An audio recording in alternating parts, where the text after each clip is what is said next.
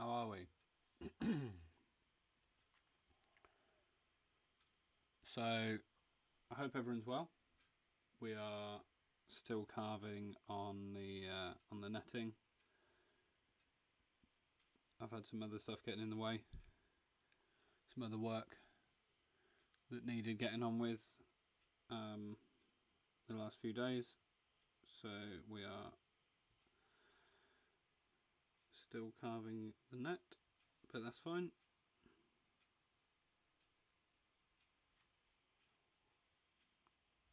Hope everyone's doing well. Hi Cabadura, hi Anna. Hope everyone had a good weekend. As always, if anyone's got questions or anything like that, pop them up in the chat and we'll go through them as we see them.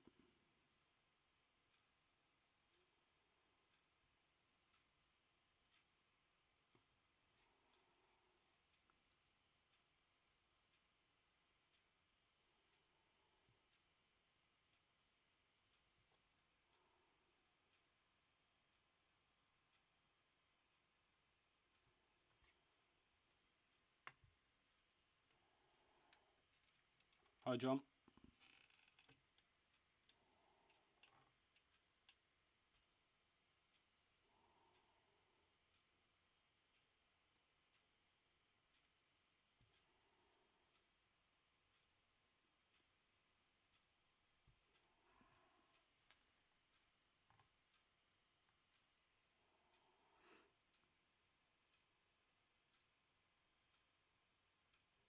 The camera angle should be a lot better this time. We shouldn't get any. Hi Nigel. My hand shouldn't get in the way like this, and I think we can get in a little bit closer as well.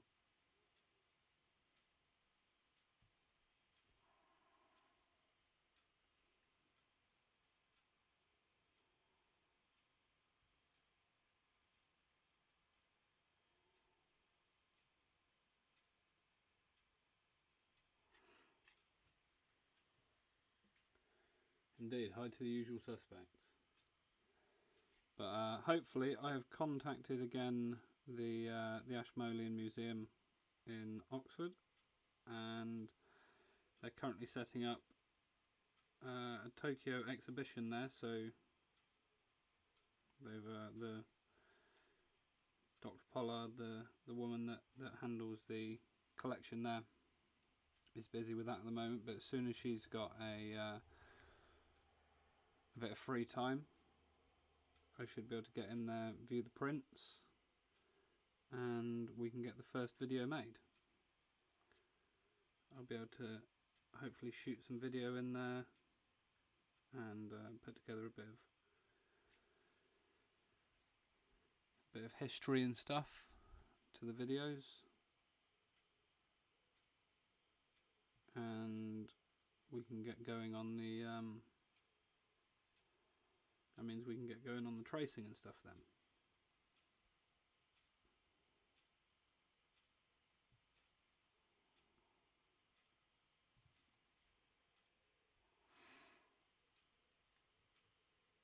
Cool. Thank you, John.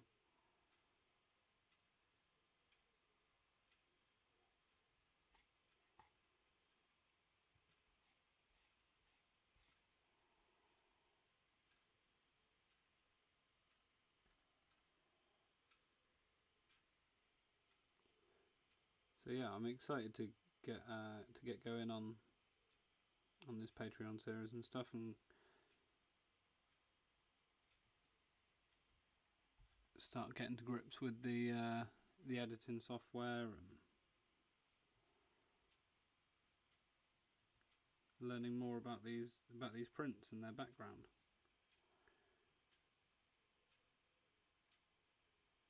That's mainly information that I can get by going into the museum, hopefully, and speaking with the researchers and stuff.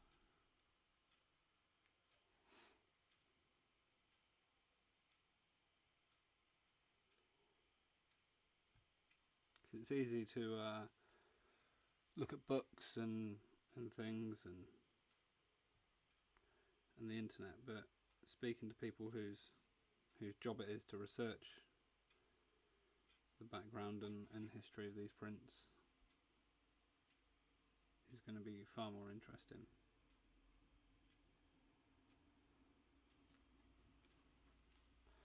And I'd like to also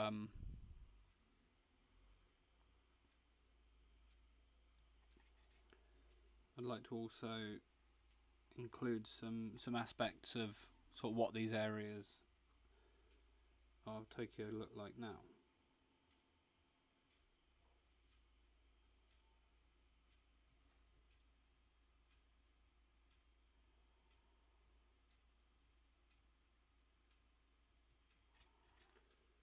How's the studio coming along? So, studio is... Sorry, is audio a bit lower? Let me...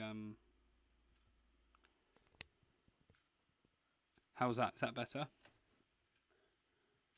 put it a little bit closer to me. Studio is... we're on hold for 1 week. My father, who is building the thing with me, he's away on holiday. So next weekend we'll be back to it.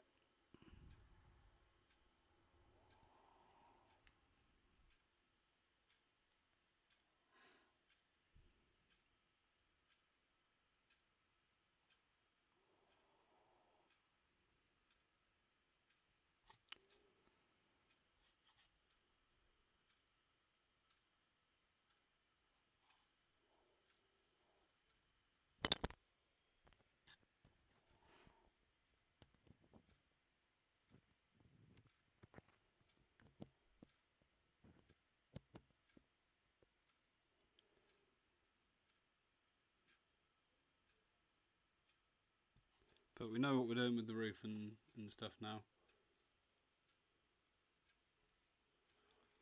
Yeah, the audio might be a bit quieter because I've got the cameras like right next to my face, so where I usually put the microphone. Oh, it's better. Okay, cool. Yeah, I had the mic slightly off out to the side, but I've clipped it to the magnifier I've got in front of me now. Sorry, I probably tend to speak a bit quieter when I'm doing something that I'm concentrating a little bit more on.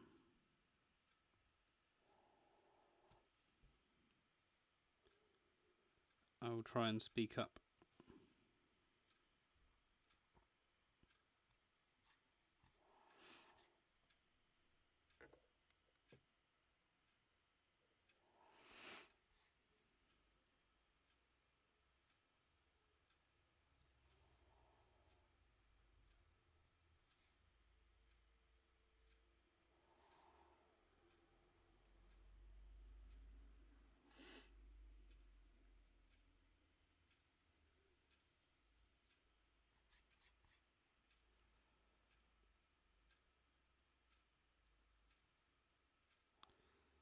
So is there anything sort of background and historical wise that you guys would particularly like to see in these videos and from this Patreon series?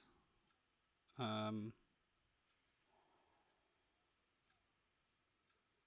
certainly know some topics I'd like to cover.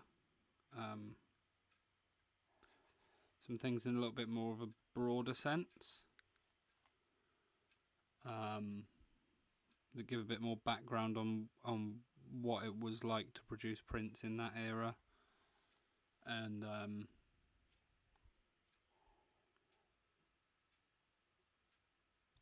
sort of try and illustrate what it was like to live and work in that world.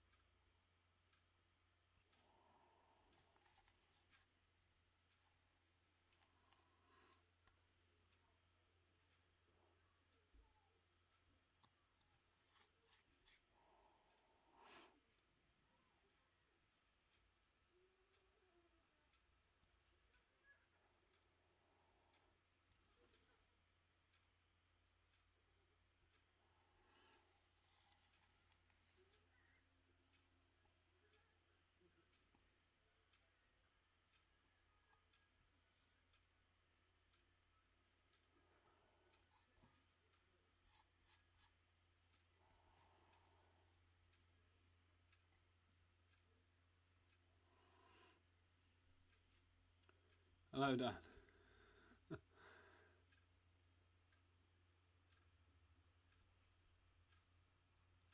Everyone say hello to my dad in chat.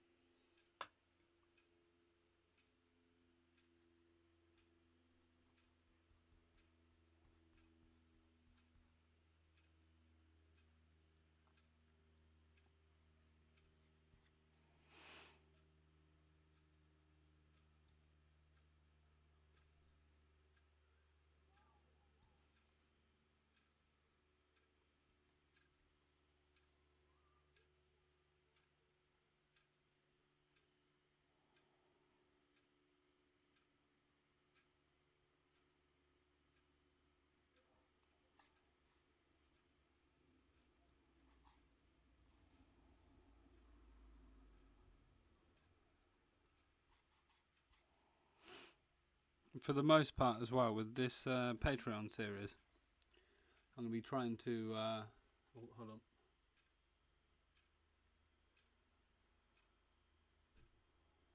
Yes,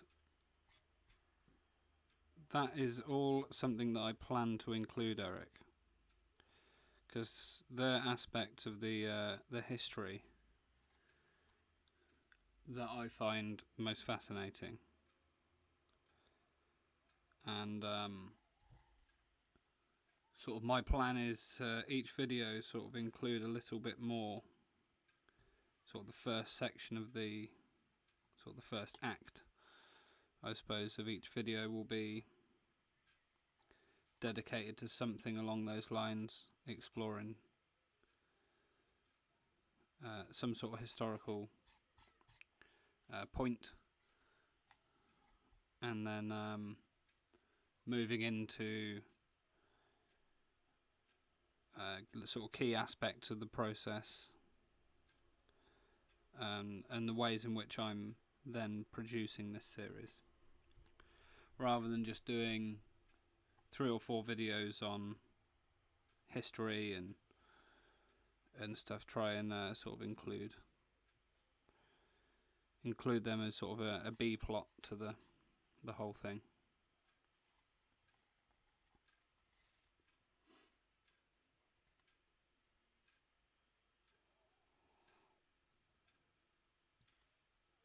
And for the most part, I'm gonna do my best to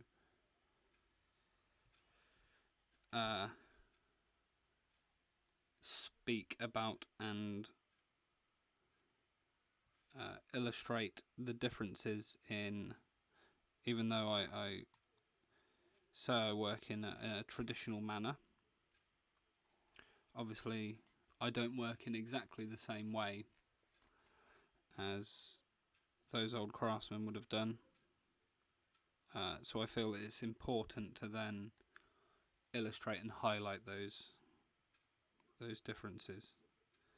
Things like my pigments being very slightly different. Obviously the sizing and damping, and then keeping the paper at the correct moisture level and stuff is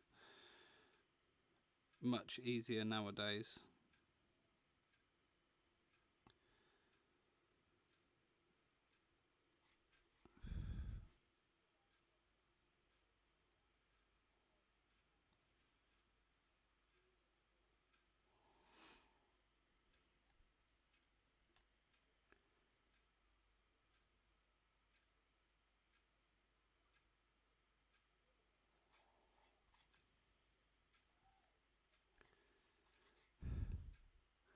And if I'm able to get hold of it from Dave has some archival footage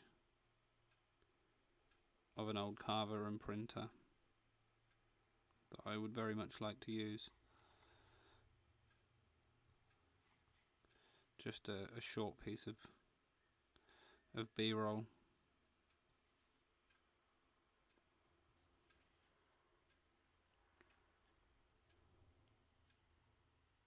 Image to the blocks. Yeah, we can do that. I can there'll be a more in-depth sort of explanation, but essentially the way I do it now is I make a lamination of a piece of copy paper, and what you see here, this thin Gampi paper, I make a lamination with the two and some repositionable spray mount, and I either will print, if I'm making colour separations, I will print it from the block, from the key block, and then delineate the colour areas. If it's for the key block specifically,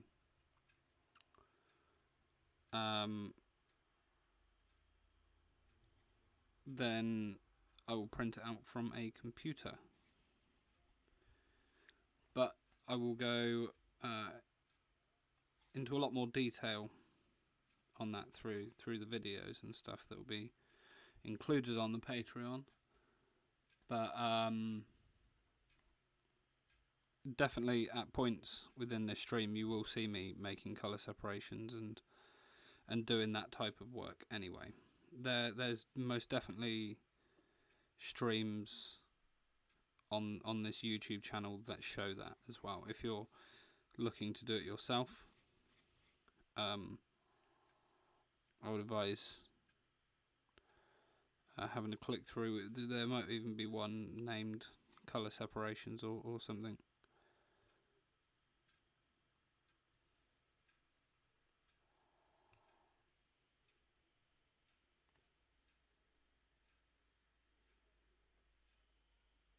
Yeah, it's quite interesting how the old printers managed that. And there's a few sort of opposing methods that I've read about. I've read in some books, in a book by Toshi Yoshida, that a lot of printing was done in the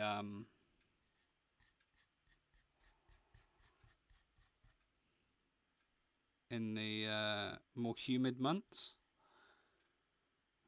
So there was more moisture in the air, so the paper would dry out slower. Obviously, that's fairly likely to cause mould. So I think there was, from what I can vaguely remember, there was a certain additive that they would add to the water when they're damping the paper itself to sort of stave off any mould. And then I do know of a couple of people in Japan that still use large boards that sort of just act as sort of these large weighted boards that sort of act as a press and just sort of trap the moisture inside. These guys were also working incredibly fast. As much as we talk about masters and things, there's just as many examples of very, very hastily and in some cases sloppily printed designs that they would have most certainly just reeled off in a day because they didn't matter so much or on a tight deadline and stuff. But these guys worked far quicker than anyone nowadays. For me, taking 2 weeks to pull a batch of images, a batch of prints, I would have never kept my job.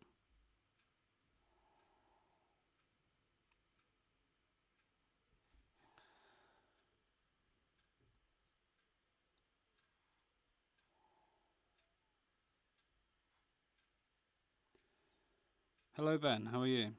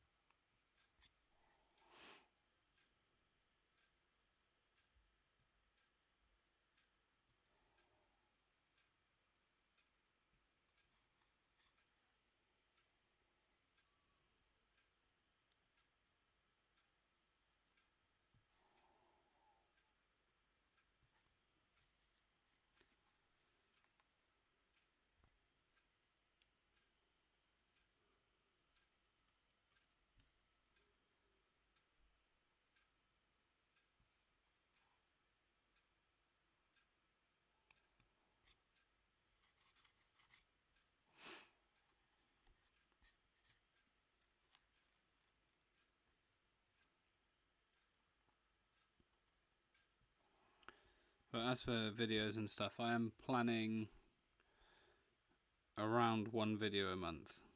Depending on the subject matter and stuff, they might be slightly longer, might be shorter.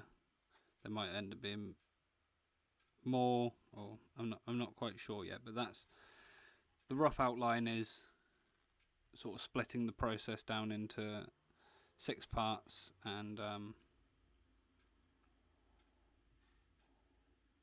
including a sort of few historical points and sort of discussion topics at the start of each video.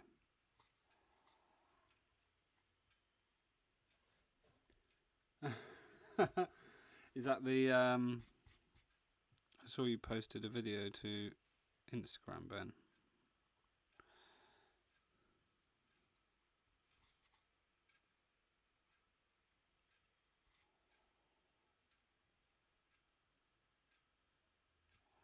My neck and shoulders get more sore from carving on stream,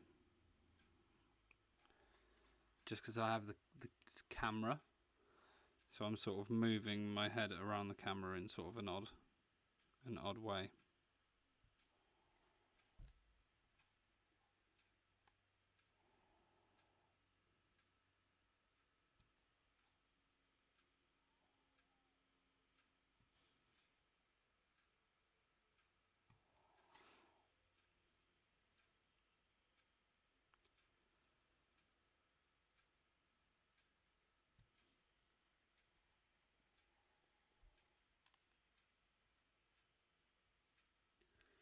It really was. I try and make that point sometimes to people that these guys weren't.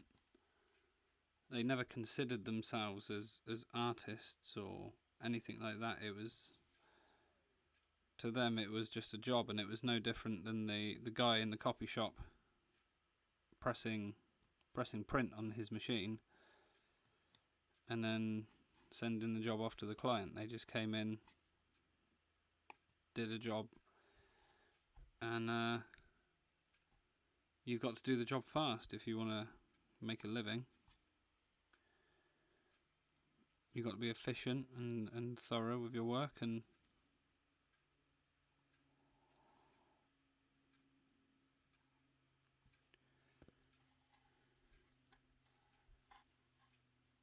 those guys would be dismayed if they ever saw me working.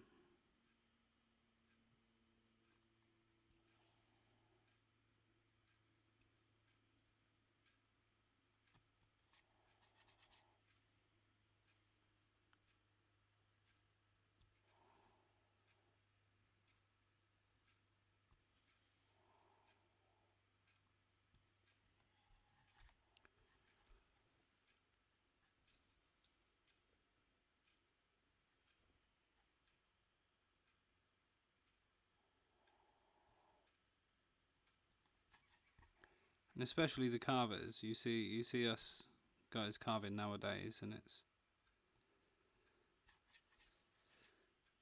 sort of takes weeks and stuff to carve anything. You see videos of those guys back in the day, and it's crazy how fast they worked.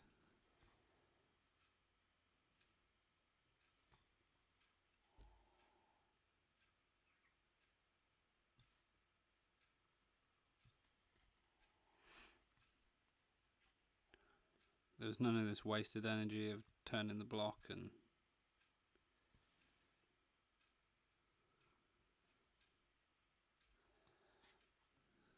silly things like that.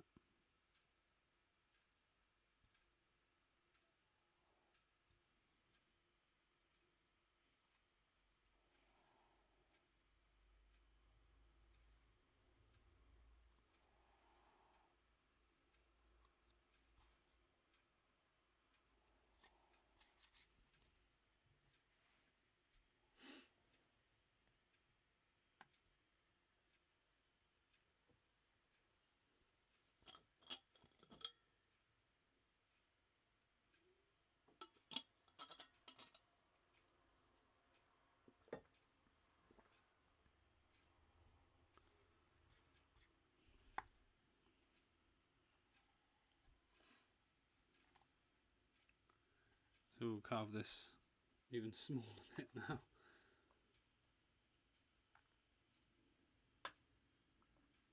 I was going to quite often on what would have been done if you've ever seen a print with sort of a silk screen down in front of the figure or something like that.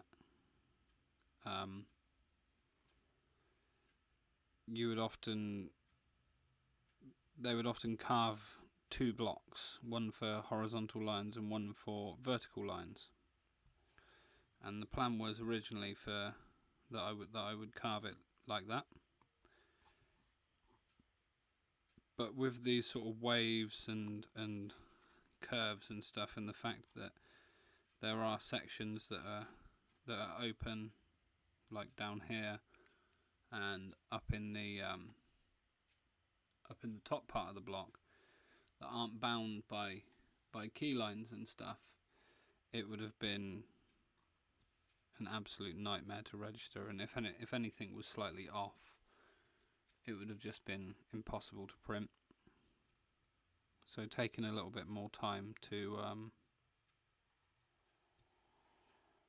carve it this way saves me having to then try and register two separate blocks to each other when it comes to printing.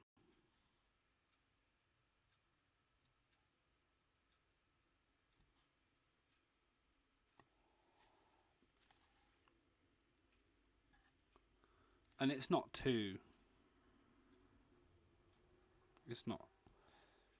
exactly complicated what I'm carving. It's just making sure that I very slightly I carve these little lines in here very slightly longer than I need to. It gives me a little bit of scope to trim them back and get them registered properly, and so long as I get the nice flow and sort of ripples of the netting,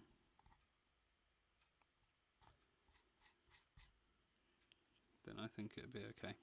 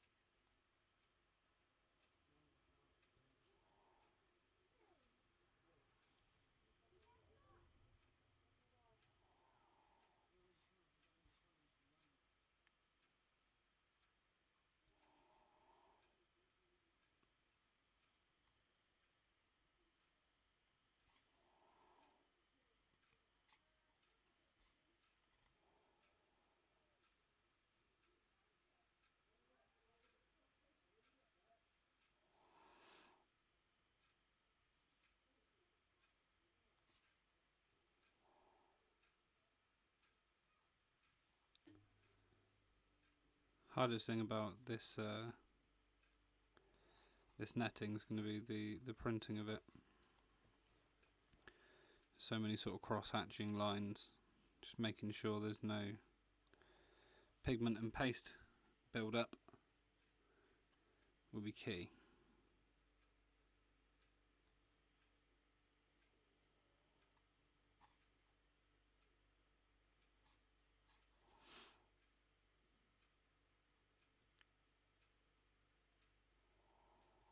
So I want to keep the block, I don't want the block to be too wet. I want there to be I want it to be quite sticky, the pigment and paste mix that goes on the top, so they can easily be, I can easily brush it away as I'm working.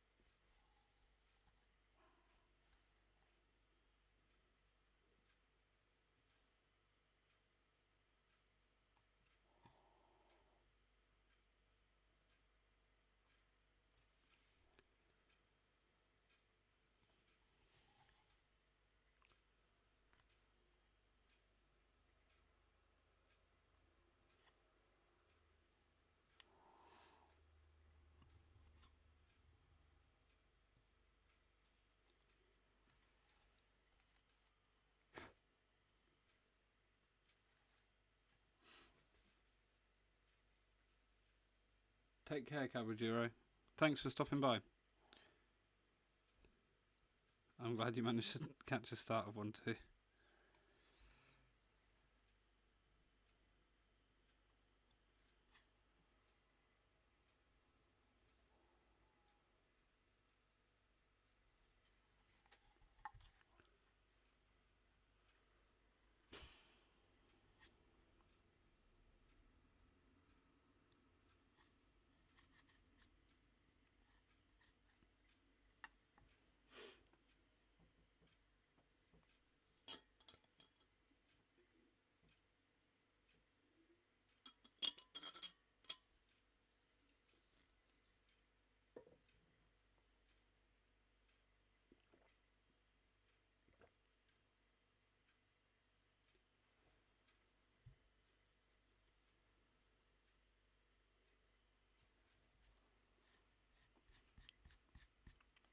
Right, onto this big tangle now. I think we're going to start from the centre probably.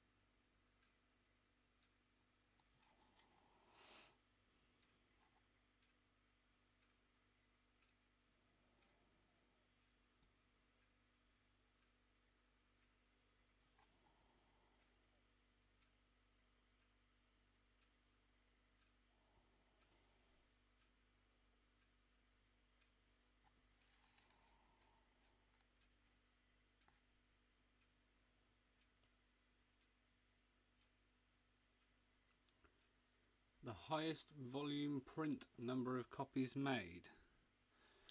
Are you asking the highest volume I have made of any one print, or are we speaking in general terms?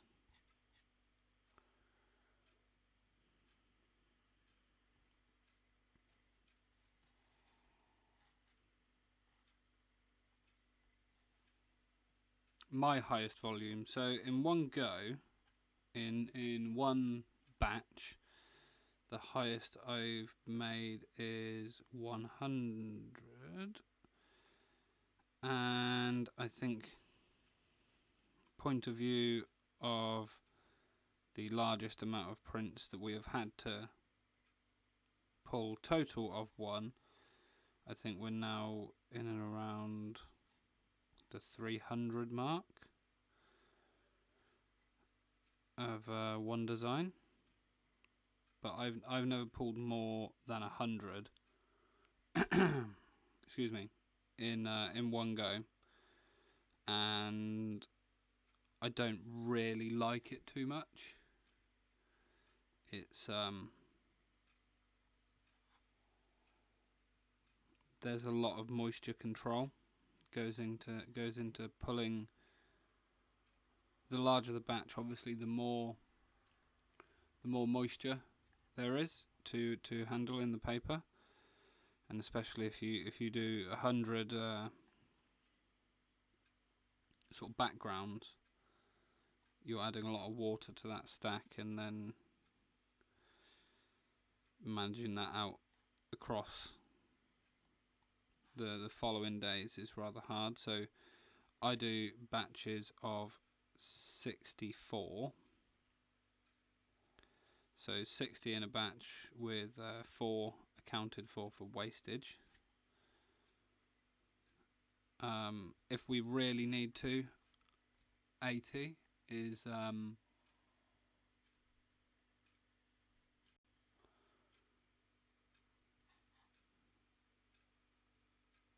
80 is like fairly manageable for me. Especially if it's a bit colder. You'll know in the UK we get cold and wet winters, so that suits quite well to print with. Hot and dry summers are a bit tougher.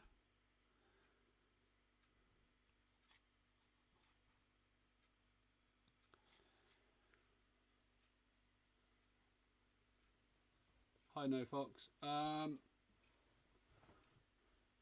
Anna, what would you like to know? I don't really want to speak too much about like family members and things like that. I have a brother and 2 parents. If there's anything like my brother is the one that made the books for the Patreon series and stuff. But as for me, ask away. Any questions? If it's about me as a person and stuff, ask away. I hope you don't mind. I don't really want to, because I can't just ask other people, family members and stuff, for their like consent for me to speak about them online and things. So if it's okay with you, I'd prefer not to. But I am putting myself out on the internet, so I am an open book in terms of myself. So please ask away.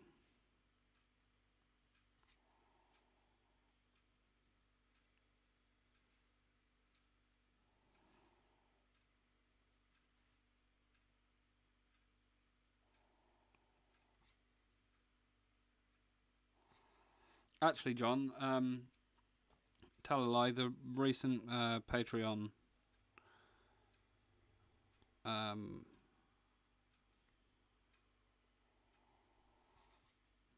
reprints, I pulled 100 of each of the first two. It's also, if I can be completely honest, printing 100 of the same thing, especially if it's just like a little green splodge, is is a bit boring.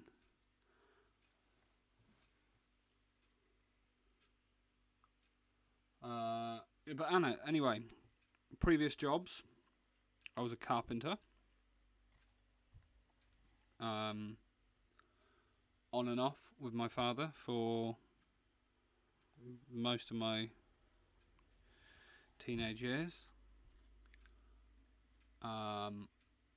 Hobbies, I go rock climbing.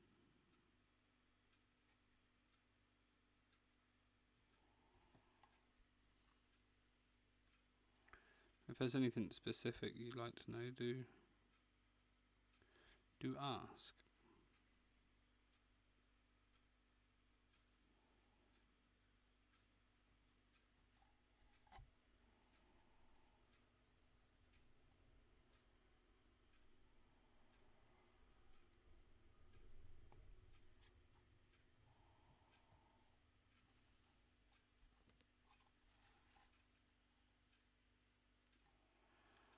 Also, I'm sure one day my dad will definitely be on the stream, because we'll be making blocks and stuff.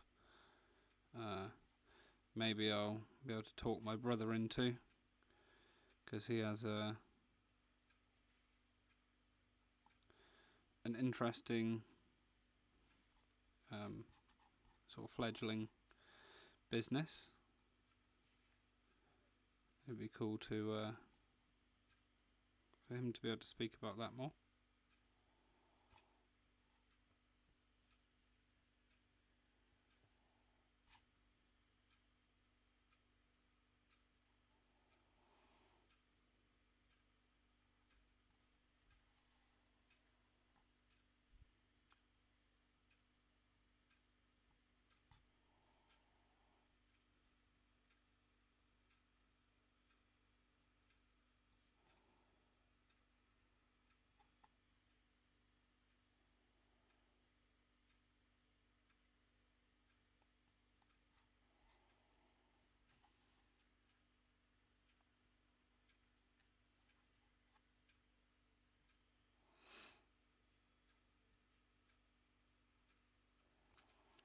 But the good news is,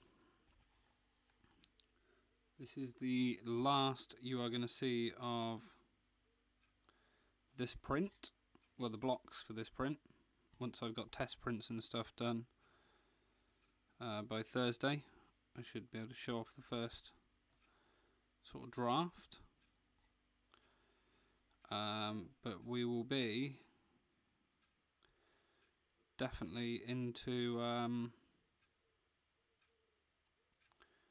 the tracing of the first Patreon print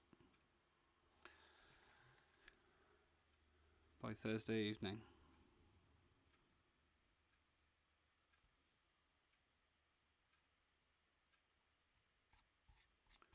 So everyone come armed with questions and stuff, because it will be just me drawing on a screen for a couple of sessions. I'll try and get as much done off camera as I can, because it can get a bit bland over and over, but a few sessions should be okay. Can maybe play some light music in the background, or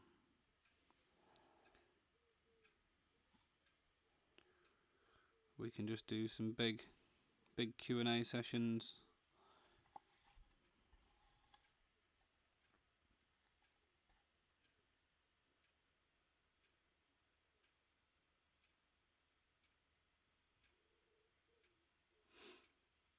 No, not yet.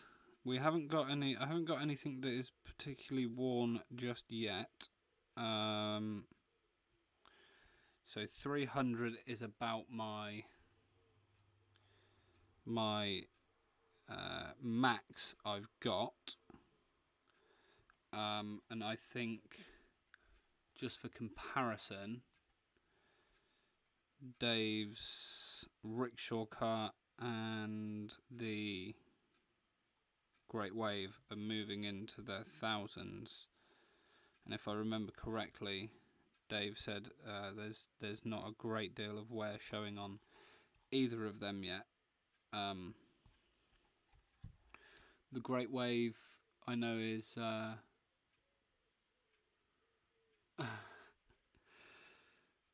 Great Wave is on a particularly hard piece of wood, so that will wear for a very long time.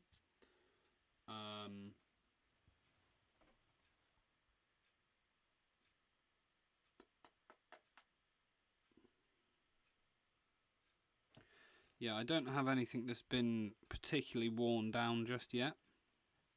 Generally what you will see is wear on blocks with greens and key blocks and yellows.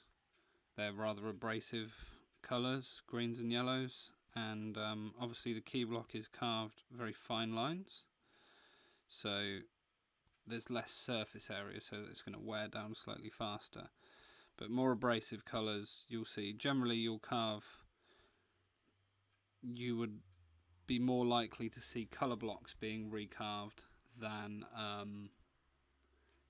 you'll see colour blocks being carved before you would see key blocks being recarved. Key block will outlast those colour blocks, and generally you'd see it go in. You'd see a pattern of sort of greens and yellows, probably followed by blues, then moving into reds and things like that. But it's all down to as well how you care for the blocks, if they're given proper ventilation and not allowed to sort of their temperature to fluctuate too much, and also of course how they're handled during printing. If you're very aggressive, you'll see with the print party blocks at Mocha-Hankan, they wear down very, very quick, and I'm sure we've all seen Dave already recarving some of the blocks, because you have people that don't necessarily have a huge knowledge about how to handle the tools and how to print and produce images and stuff, so they get a little bit more wear than usual.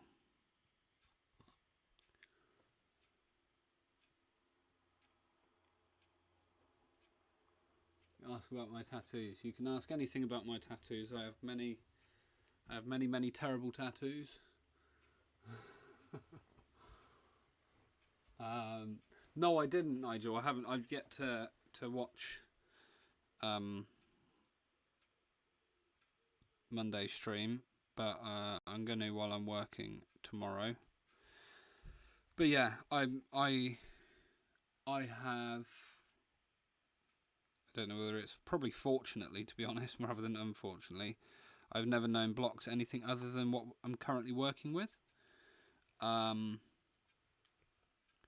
So I sort of have the benefit of not knowing how good it was, or how good people had it even a couple of decades ago.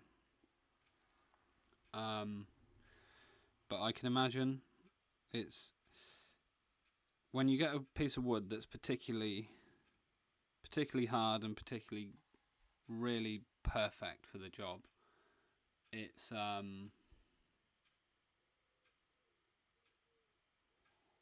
quite hard to carve it, because you sort of, in the back of your mind, you've always got like a dream project, a dream design or project you'd like to do, and you always want to sort of save your best piece of wood for that. But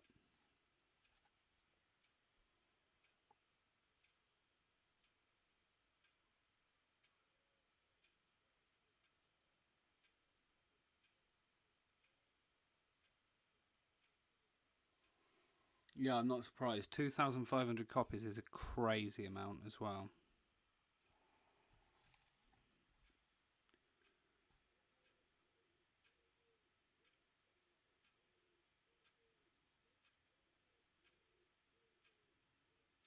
Yeah, yeah, it's not great. So the blocks that the wood that we use to make our color blocks with, I could never ever use them to make key blocks.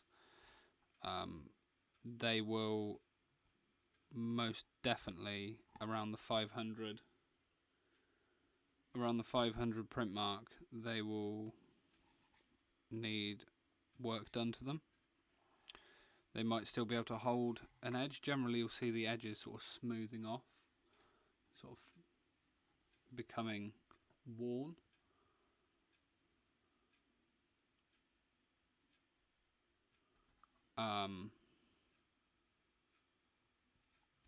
I will most definitely have to recarve color blocks of the alien design, for example. I would say maybe in the next 2 or 3 years. The problem is all the good wood has been used, and the vast majority of timber being sold by merchants all over the world is plantation grown, and there's no point having a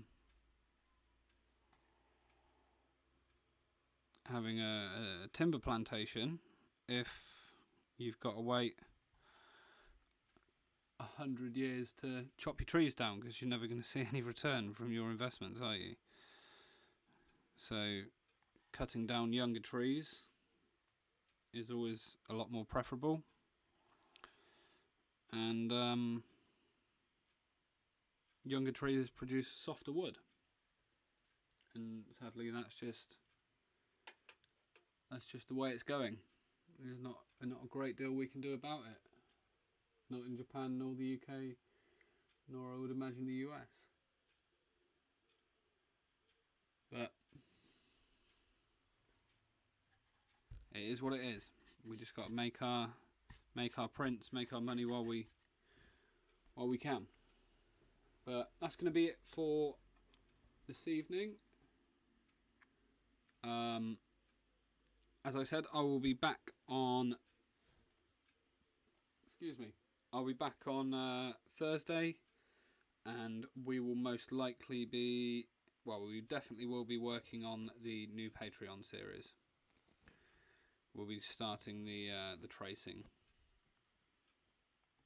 and stuff, and we'll do our best to provide a bit of history and a bit of context, make it a little bit less bland than just me drawing on a screen with Photoshop. Absolutely failing that if Photoshop melts my computer and the stream can't handle running a large image in Photoshop and the stream at the same time, then we'll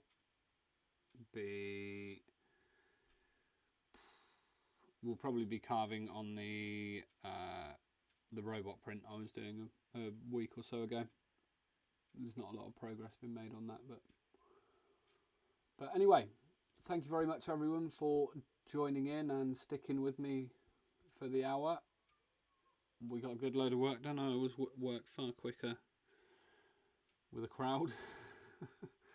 But yes, I will be back on Thursday, same time.